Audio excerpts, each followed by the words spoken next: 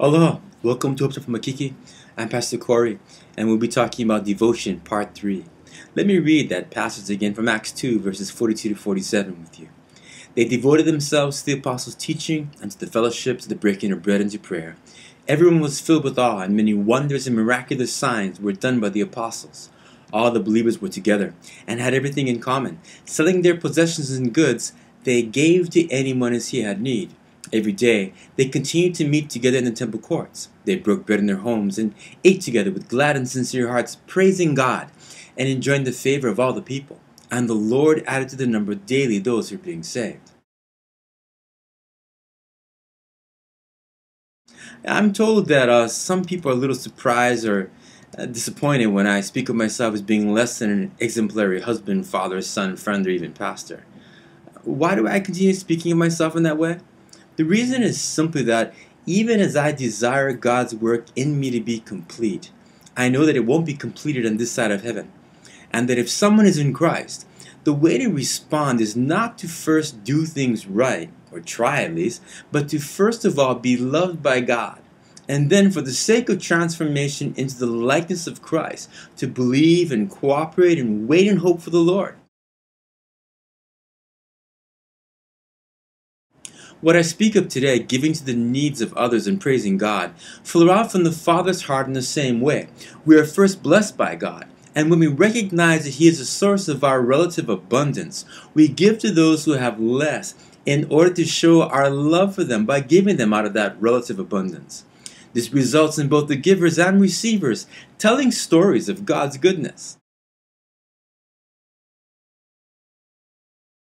Well, what does it mean to give to anyone as he had need? Giving to the needs of others is sharing and giving to people around you.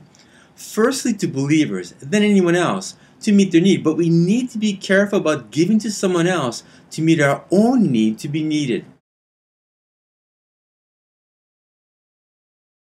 To feel significant, to feel worthy of Christ, or worse, to make ourselves somehow feel superior to those who don't have all their needs provided directly by God.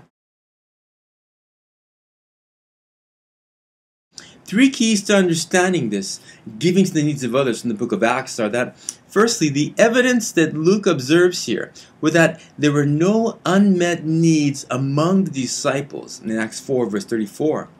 In other words, there was a priority placed upon caring for other believers. Secondly, when we fail to give and selfishly enjoy what someone else needs, we lack love and faith. As James tells us, faith without works is dead, James 2:14 to 17. And thirdly, giving to those in need is evidence of God's love in us. For as 1 John 3:17 says, if we cannot love the person we can see, how can we love God whom we cannot see?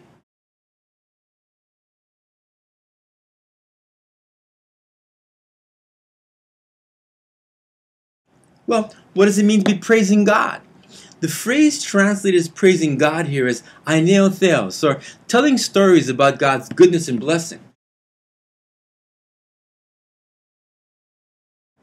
Of course, in today's dysfunctional society, we feel as if we cannot just go up to a stranger and tell them what God has done for us. And neither will they easily come to you and ask you why your life appears to be so blessed.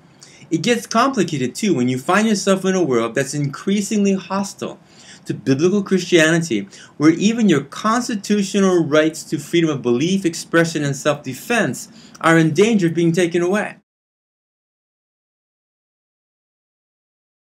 That's why we define praising God as using your heart, mind, words, and actions to show and tell others and God what you have seen, heard, and believe about God. As you think about praising God, or better yet, giving God the credit for the help, strength, and blessings in your life, it will help you to keep in mind that first, the believers share with each other the blessings and praises of God in Acts 2:46 to 47. In fact, you might even say that when someone was blessed by another believer, they thanked God for that believer through whom they were blessed. There's a mutual give and take and blessing here. Secondly, Our lifestyle as a redeemed people should express our thankfulness, as we see in Romans 12 verses 1 and 2. And thirdly, our giving of thanks should build up others, not ourselves. 1 Corinthians 14 verses 12 to 17. What I mean here is that we need to be careful in that our giving of thanks, we don't build ourselves, but rather we build up the faith of other people, particularly those whom we have given to us. Well, some challenges for us this time. First, how will you grow in giving this year? Everyone, rich or poor, should find a way to practice tithing, giving back the first fruits of the harvest God blesses us with by giving back 10%, because this is something the Father commands of us and which Jesus reminds us. We'll talk about tithing within the context of church community in a week or two. But for now, when we're talking about giving here, we're talking about giving from our surplus beyond the tithe. Secondly, how will you become more thankful or praiseful this year? We all tell stories about someone or something's benefit to us, whether it's food, a beauty salon, a doctor, exercise, etc., etc. But let's remind ourselves of God's love and goodness to us by telling others God's stories. How, when, and to whom will you tell stories about God's goodness and answered prayers for you, your family, and others whom you prayed for? I think it will help to motivate you when you realize what happens when a community of believers begins to live out their faith, hope, and love with such devotion as we've been talking about here. Take, for example, the three phenomena that accompany the devotion Luke observes in these first disciples. For example, in Acts 2 verse 43 here, we read that everyone was filled with awe because God performed numerous wonders and signs through the apostles. When we give God room in our lives, He acts. And when God acts supernaturally. Secondly, notice that by the time we get to verse 47 here, the lifestyle of these disciples has won them the admiration of everyone they lived amongst, as Luke writes that they were enjoying the favor of all the people.